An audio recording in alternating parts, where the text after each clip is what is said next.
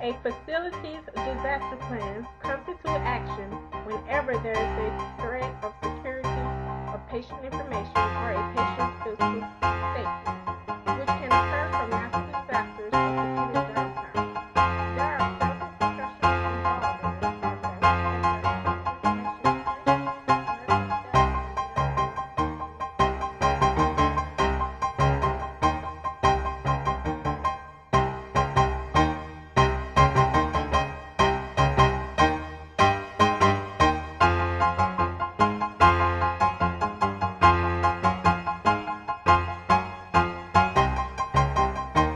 I needed to find a way to deliver good quality health care to people who didn't have a lot of money.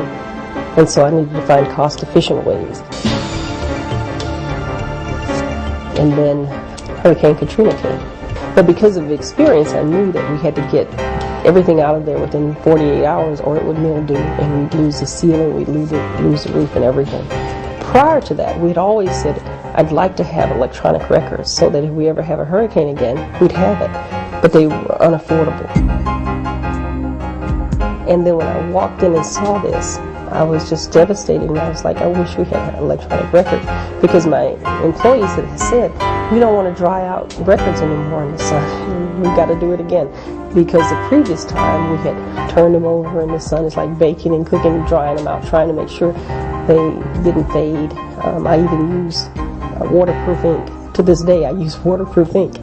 We spent a lot of time. We spent as much time on the records as we did on the building, trying to dry them out. And even when we opened the building back, we put them in a file cabinet and tried to make sure they were in a metal cabinet that they'd be safe if something happened. And New Year's Eve night, the fire happened and lost everything. So all those records we had dried out, we had saved, then burned.